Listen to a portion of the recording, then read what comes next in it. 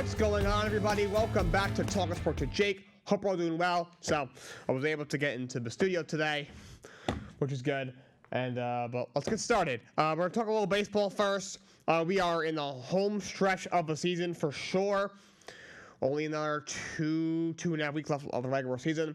Let's go to the standings. American League East Yankees with the 3-game lead on the Orioles, who have been slumping a bit. The Orioles Yankees have been definitely been playing some better baseball. It's officially a two-team race with the Red Sox eliminated from that divisional race officially. Cleveland leads Kansas City by 5 games in the Central. At West, Houston's lead is now 4 games over Seattle. Seattle's playing better. They're inching closer. Have kept themselves in the race, in the wild card race in the American League. They're inching closer. The division's not completely over yet. They're 4 back of Houston. Right now, National League, Philadelphia leads the Mets by 8 games in the East. Milwaukee's built now obviously a 10-game lead on the Cubs. I believe if they win tonight, they might actually clinch that division. So they're going to be clinching that definitely sooner rather than later. And then the Dodgers, their lead's actually only 3.5 games over San Diego, and that division race has actually been a lot closer than you would think pretty much all season. They lead San Diego by 3.5 games in the National League West. To the wild card race in the American League, Orioles cross that top spot. Kansas City, the second wild card, are 2.5 games behind the Orioles for the first spot, which to me, I feel like the Orioles, it seems like they would be up by more, honestly. But 2.5 game lead for the first wild card spot is obviously pretty secure. Minnesota's that last team in, but not over yet. They are struggling a bit, Minnesota. The Tigers, who have been playing really well lately, have pulled themselves within a game and a half of the last wild card spot. They had a really rough first half.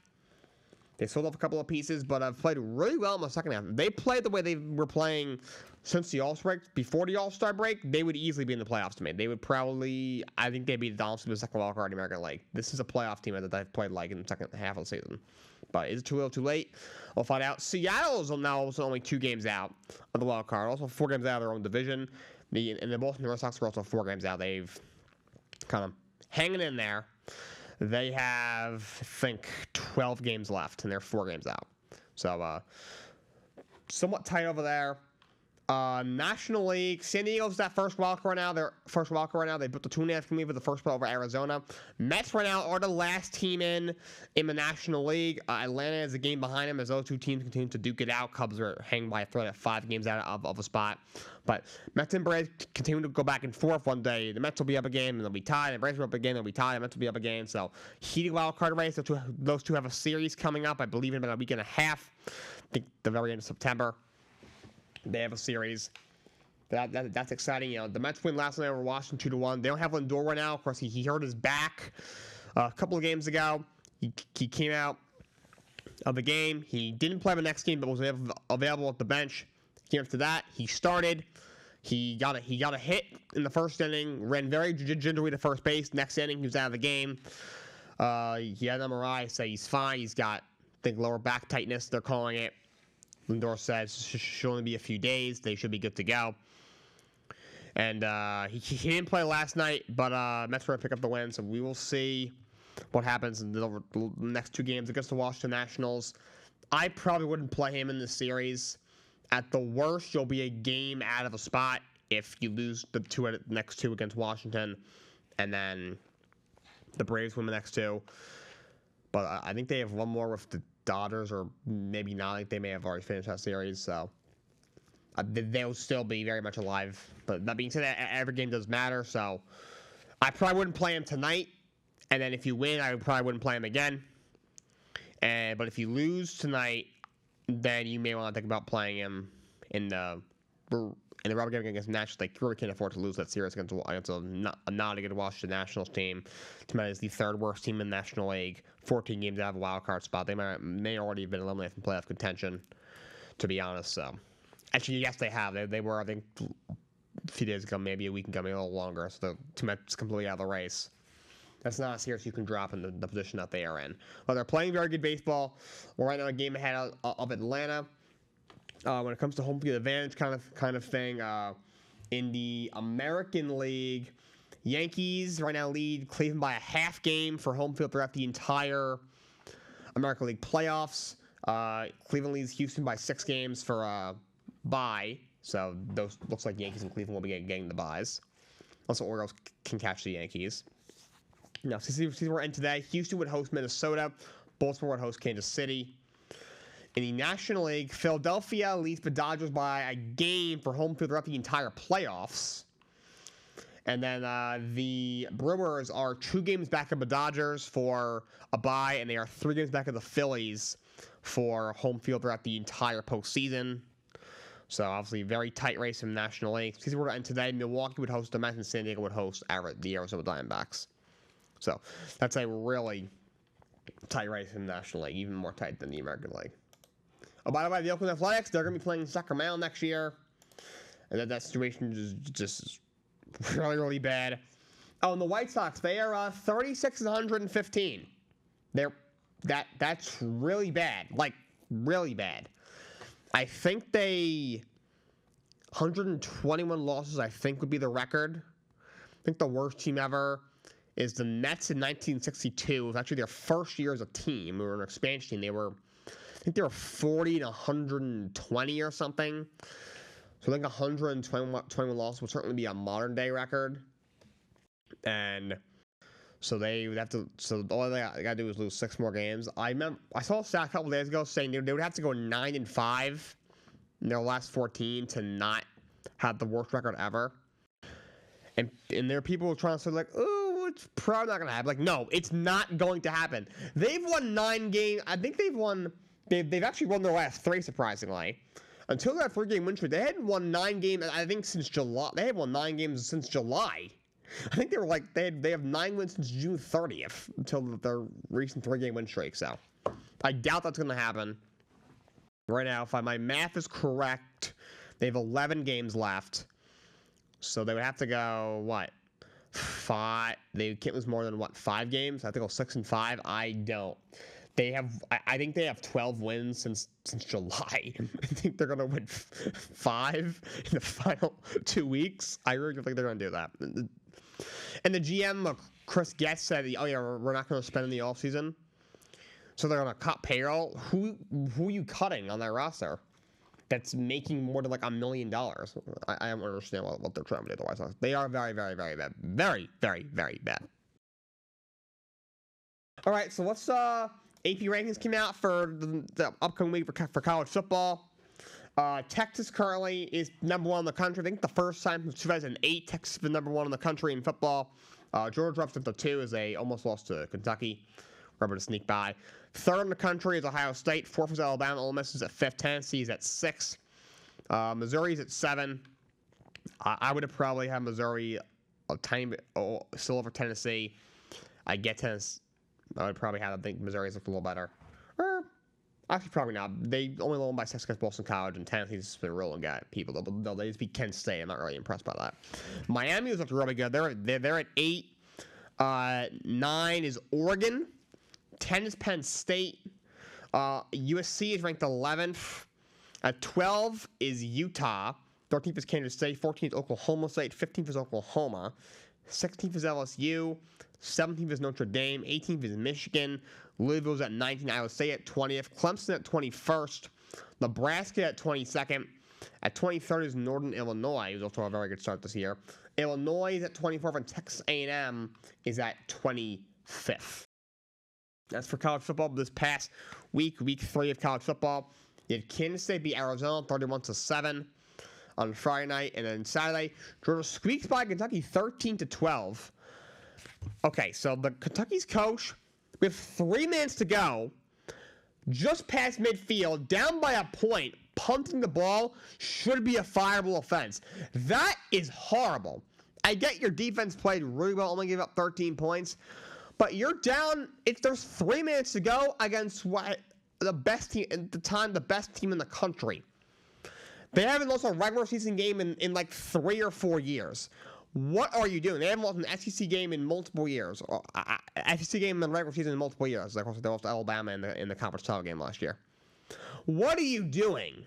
That is absolutely embarrassing. Just embarrassing. But Georgia pulls it out. Texas stomps over UTSA 56-7. You had Alabama beat Wisconsin 42-10. Ole Miss over Wake Forest 40-6. Missouri beats Boston College 27-21. Missouri looks very good this year. Kudos to them. You have Tennessee stomping Kent State 71-0. That offense looks absolutely incredible. I haven't played too many great teams, but their offense is rolling right now. They're averaging 63 points a game. That's wild. Oregon beats Oregon State 49-14. Miami shuts out Ball State 62-0. Miami looks very good. Cam Moore, that guy looks really good. He's balling out. Ball State isn't very good, obviously, but for 3, 4, 6, and 5 score, he's got to be in the Heisman conversation right now. You had Utah over Utah State 38-21. OK State against Tulsa 45-10. Oklahoma beats Tulane 34-19. You had LSU over South Carolina 36-33, so a really close game in that one. Michigan beats Arkansas State 28-18. This clearly isn't the same Michigan team. I mean, it's pretty obvious. Obviously, Jim Harbaugh, who was one of the best coaches in the sport, he's obviously gone. Blake Corum, your star back, is gone. J.J. McCarthy, your quarterback, is gone. Yeah, a bunch of guys on defense on the offensive line that are gone. This isn't the same team. You got stomped by Texas, though. That is the best team in the country. You only beat Arkansas State by 10. Notre Dame beats Purdue 66-7, so a bounce-back game for them. They're going to have to run the table if they want any shot of being a top 12 team this year. And Nebraska beats Northern Iowa 34-3. Nebraska, Matt Rule and Nebraska is also a very good start.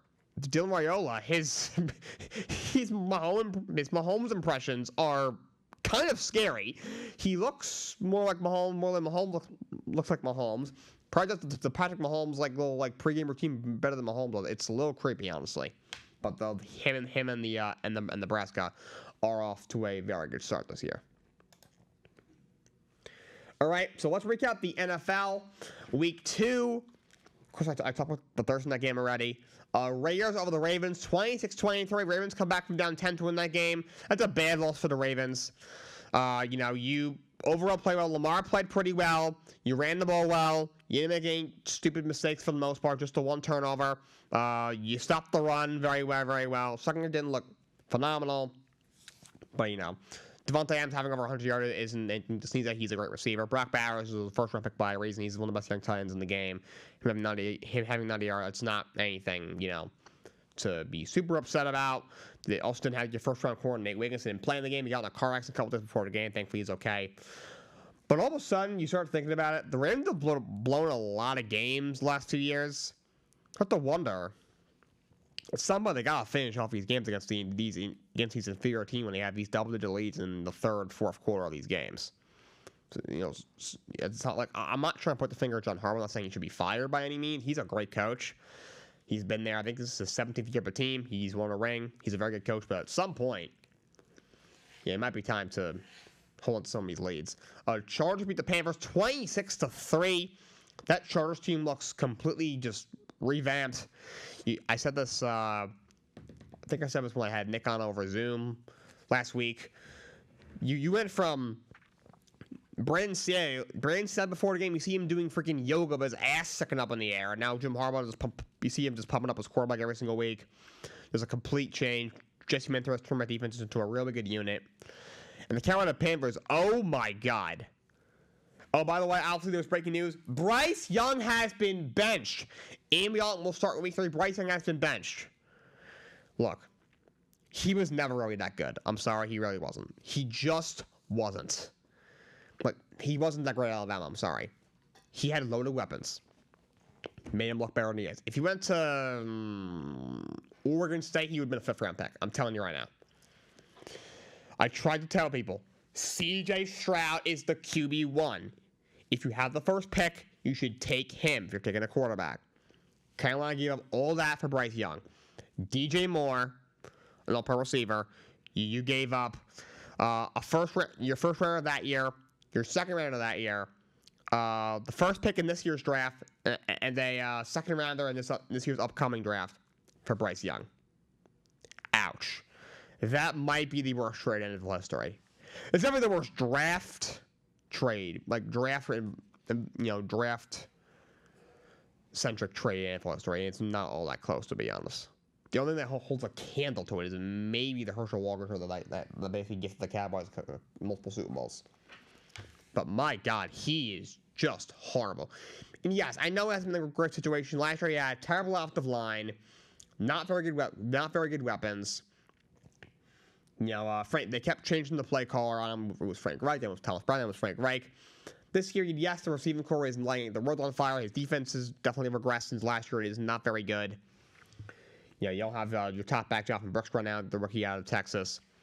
But still, you brought in Deontay Johnson, who's a decent receiver. You drafted Xavier Legette, who's a possible talented rookie. You still have Adam Thielen there. The offensive line is much better. I haven't loved what I've seen from Dave Canales, but this guy was the first pick in the draft. Like, he can't even hit. He missed Adam Thielen on a wide open outlet route, like 2 yards to the left. He's going into Zach Wilson territory. Yes, I know he was a first, second pick in the draft. Yes, it's only his second. It's early on in his second season. Yes, he's only played 18 games. Yes, situation could have been better.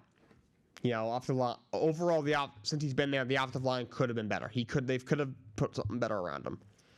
But at the same time, if he's missing wide open throws, if he's holding onto the ball for years and years and just staring down open receivers, staring down his first option, if he's missing freaking simple outlet routes and screen passes, at some point it's on the quarterback. At some point, they realize that maybe this guy isn't it. The only reason I would keep him in as a starter is you literally might be better off going 0-17 game the first pick next year than screwing around with Andy Dalton and winning, let's say, 4 games. I don't know how this team wins more than 2 or 3. The only game I've seen them having a legitimate shot of winning is the game against the Giants. The German game against the Giants, which, by the way, I've said before, don't televise that game. I've said that's going to be a disaster. And I would pick the Giants to win that game, as it stands right now, as bad as they've looked so far as well. So, 0-17 is legitimately on the table. So, I'm not sure why Carolina is doing it. If they're doing it, it's because there's like, okay, this guy is just awful. We can't keep doing this. Okay, but you're not. Do you go from 2-15 to 4-13 as your ceiling? Maybe, but let's not pretend that this is gonna spark the team and they're gonna make a playoff run. Like, they're not. The roster is awful. It's just horrible. You have a rookie head coach who nobody knows what he's doing. The running game looks okay. Obviously, I'm sure when Jonathan Brooks comes back in a couple of weeks, it'll get a little better. Weapons are okay. Adam Thielen's a pretty good receiver. Johnson's okay. Legette, not super sold on. We don't really know what you have in him. The line, I think, is pretty good. They're not that good defensively. They cannot stop the run. Secondary is just okay. The pass rush is great. So, look, they suck. They're absolutely horrible. They are the worst team in football. If they win 4 games, the city of Charlotte should throw a parade. That team is bad. But Andy Dalton, that guy's washed. That guy has been good in 5 years, at least. I forgot he was in the league. I forgot they even had him. Like, I don't really know what they're looking for. By the way, if he goes out and plays well and they win, Bryce Young, at that point you just have to cut the guy. Or at that point, if I'm a team, like, okay, yeah, this guy isn't good. If I'm another team, they probably should trade him. Clearly, like, I don't know what sitting behind Andy Dalton for the majority of the rest of the year is going to do for the kid. It's never going to happen in Carolina. Maybe he goes somewhere else in a better situation, like catch lightning in a bottle, and it's like a Baker Mayfield situation you're seeing in Tampa. Maybe, but also Baker coming out had the potential to be very good. The biggest concern with him was his character. But Bryce, I don't see him going somewhere else and being anything. I don't even see him being a cable backup in this league. The guy just flat out sucks. He's just not good. He was benched. Saints over the Cowboys 44-19. Saints are off to a blazing hot start so far. Derek Carr's good. Alvin Kamara's balling out. They look really good. How about them Cowboys? Dak Prescott didn't look great. $60 million a year, by the way. $60 million a year. Yikes. Saints roll the Cowboys. Bucks over the Lions, 20-16. Bucks look really good so far. So you think he did a fake punt on his own 10-yard line? It worked. That guy's balls of steel, but they dropped that game. Tampa picks it up. Packers over the Colts, 16-10. Malik Willis gets the win for the Packers. That's a big win because looking like Jordan's going to be back about week 5. If you go into that game 0-4, I don't think people realize the difference between 0-4 and 1-3. If you're 0-4, you have no momentum. Your confidence level is really low. And at that point, Jordan Love has to go 10-4. Now, if you at least have one win, all right, your confidence level is a little higher. You're like, all right, if he has to go 8-6. You know, I had the Packers with Jordan Love this year going 11-6 and being the first wild card in the NFC and probably winning a playoff game. So, 8-6 with Jordan Love, that really isn't out of the question by any means. Or 9-5, whatever it is. I think that's very doable. 10-4 though, doable, but it would be pretty tough. Yeah, you know, Anthony Richardson did not look good in that game. Browns over the Jaguars, 18-13. Deshaun Watson played better, still not good. He wasn't the real reason they won. But I think we need to have a conversation about Trevor Lawrence.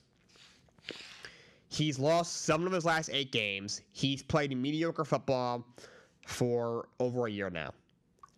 His first year, he was horrible. Urban Meyer situation, I get it. Second year, first half of the year, he was terrible. We, start to raise some eyebrows. Second half of the year, he balled out. Crazy comeback in that playoff game. Okay.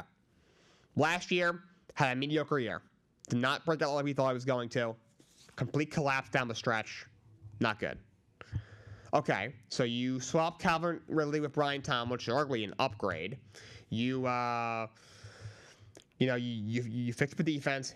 He gets healthy. He played through a lot of injuries last year. Okay. And you come out and you come out against in week 1 against Miami, and you blow a lead in the second half of that game. You played very mediocre football. Week 2 against a very vulnerable Browns team. It's dealing with all the stuff with Deshaun Watson, and you went out there and you played very mediocre football and you lost a game that you probably should have won. And now you're sitting at 0-2. At some point, you have to look at Trevor Lawrence and be like, especially considering how bad that quarterback class was, Zach Wilson, Justin Fields. Fields has won his first 2 games this year. Also, Trey Lance, Mac Jones. Maybe he just isn't the superstar prospect we thought he was. He might not be. We have to have a conversation about him. He might just not be that guy. The Vikings over the 49ers, 23-17. Sam Darnold, again, played well. Look, I'm not going to sit up here. You see my Jets hat. If you watch the show, you obviously know I'm a Jets fan. I am happy for him. He didn't have a great go of it with the Jets. I don't think it was all the Jets. I do not think this guy is that good of a quarterback by any means. That being said, the way the Vikings offense is built, if Sam can just keep doing what he's doing, just get the ball in your playmaker's hands as quickly as possible, he'll be in good shape. At that point, that's all they can do. And that's what he's doing. And kudos to him. So big upset over the 49ers. We're now dealing with a bunch of injuries. Now, Debo's going to be out for a few weeks. He might go on into reserve. Christian McCaffrey's already on into reserve. So injuries starting to pile up for the 49ers. That's not good. This is Super Bowl or bust for them. Seahawks over the Patriots, 23-20 in overtime. Geno Smith played a good game. Jets over the Titans, 24-17. Jets got off to a slow start, but they were able to finish. Breece Hall and Breland Allen. You got to get those guys the ball. Oh, my God. Aaron Rodgers looked good. Fortunately, lose Jermaine Johnson for the year after 200 carries. That's a tough loss. He's a really good young pass rusher. Really hurts to have. Obviously, Hassan Reddick is obviously still holding out. I don't know why. He's already lost $8 million, but I think he's looking at it as if I get the extension, it's going to be a wash. He's already lost $8 million. I think he was thinking, all right, if I get about the money I'd lose, if he would make, 10 to 15 million more this year than he would have, on his current contract, it'd wipe out the money that he lost. But at this point, people are saying, oh, they're going to have to pay him at some point. To me, I'm still not there yet, honestly. We'll see what happens on Thursday against New England, but I'm personally not there yet. But like Robert Saleh and Nathaniel Hackett, those guys are going to help hold this team back. I'm telling you, those guys absolutely suck, those 2 coaches. Commanders over Giants, 21-18. Commanders had 0 offensive touchdowns. Giants had 3, and the Commanders still won. The Giants now have a kicker, Graham Gano. In his, he didn't play week 1. He got hurt during week 1. The Giants did not promote another kicker to their active roster because they thought he was healthy, but he pulled his hamstring in warm-ups. They didn't have a kicker, so they couldn't kick any field goals. And every time they got a touchdown, they had to go for 2. All 3 times they didn't get it. Look, I tried to defend Brian Dable, but that's on him. You gotta know. It's the same injury he had last year that he missed multiple games with. Same injury he had last week where he got hurt. He was nursing it going into the game. You gotta have another kicker on the roster. That's a mistake on his part. But Commanders pick up the win. Jay Daniels looked pretty good so far. Arizona bashes the Rams 41-10. Marvin Harris Jr. finally gets involved. The Rams deal with a lot of injuries, and then Cooper Kupp is going to be hurt. He's going to go on IR as well. A lot of injuries for that squad now. Steelers over the Broncos 13-6. Fields, he did enough to win. He only ran for 117 yards on 20 pass downs, but he did enough to win. That Denver team, they are bad. Sean Payton, I don't know if he's going to even last a year. I don't know what that guy's doing. Bo Nix struggled again. They have the worst run defense in the league, I think, again. Bad. Chiefs over the Bengals, 26-25. Great game in that one. Of course, Bengals take a passing interference on what would have been the fourth down stop to clinch the game. Late, Chiefs ended up winning on a field goal. People are bitching about it. That was a penalty. I don't know what to say. I know the Chiefs, they get a couple of calls here and there that maybe they shouldn't, or something that would be called on the other team. It's a little frustrating that, sometimes the referees do favor them once in a while. It is a little suspect, but that's a penalty. That was a clear passing interference. The guy, he made the contact on the receiver too early. I don't know what else to say. Texans over the Bears, 19-13 on Sunday Night Football. Bears defense again played well. Caleb Williams looked rough again. I told you he was going to be in for a rude awakening, but that offensive line with Chicago is horrid. That might be the worst unit in the league. They are very bad. 7 sacks. He was running for livers all night. Was sacked 7 times. Yikes. Kudos to D'Amico Ryans from the Texans front 7. They obviously had a great game plan, but my God, that front for the Bears is just horrible. That needs to be fixed. Caleb is going to get killed. I'm telling you right now. He will not last a year healthy if you keep throwing him behind that line. It's just horrible. And on Monday Night Football, Falcons shocked the world. Crazy come from behind win over the Eagles, 22-21. Kirk Cousins goes down in just about a minute and scores a game-winning touchdown, throws to Drake London with I think 34 seconds left. Okay, look, that was a terrible drop by Saquon on the third and 4. Nick Sirianni, you need to run the ball there. What the hell are you doing? Run the damn ball. There's a minute 40 left. You're up by a point. You're in field goal range.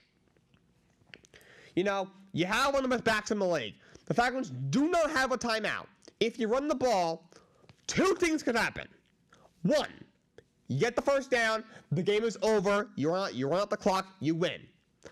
2, you don't get it, you can burn the clock down to about a minute or so, maybe a little less, kick a field goal, you go up, you end up going up now by 4. I think they would put them up by, wait a minute, the Falcons got what? It was 20, it was 18-15? All right, so you're up by 3, and then you go up by 6. You're up by 3, you went up by 6. Falcons now have a little under a minute to go the whole field with no timeouts. What are you doing? He's not a good coach. I've told you before. 2 years ago, he hired well. He's not a good X's and O's guy by any means. He's not a good head coach in his league. That was absolutely terrible. I don't understand what you're thinking. Look, Saquon should have caught that ball, yes, and he would have had a first down. That's on him. But at the same time, why are you passing the ball? I don't understand. And then you give the ball to the Falcons with about a minute and a half, minute 34 or so, up by 6, and they just march down on you in 60 seconds. Cousins to London with 34 ticks to spare. Oh my God, that's terrible. Terrible. And obviously Hurts hits as he throws, and he throws a pick that they're trying to go down and steal a field goal and steal the game back. That is brutal. I don't understand. A high school coach could have made that decision. Oh my God. That is just horrible. It's mind-blowing. When Saquon dropped it for half a second, I was like, you got to catch it. Then I was like, wait a minute. Run the damn football. I don't get it. It blew my mind. That was a mind-blowing mistake by Nick Sirianni. I don't understand how you make that mistake. That is just horrible. But Falcons with a big win. Kirk Cousins looked much better in week 2. I'll say that Achilles isn't 100% yet, but he looked much better. Falcons with a big come from behind win. All right. That's all I got for you guys today. Until next time, so long. Have a great day.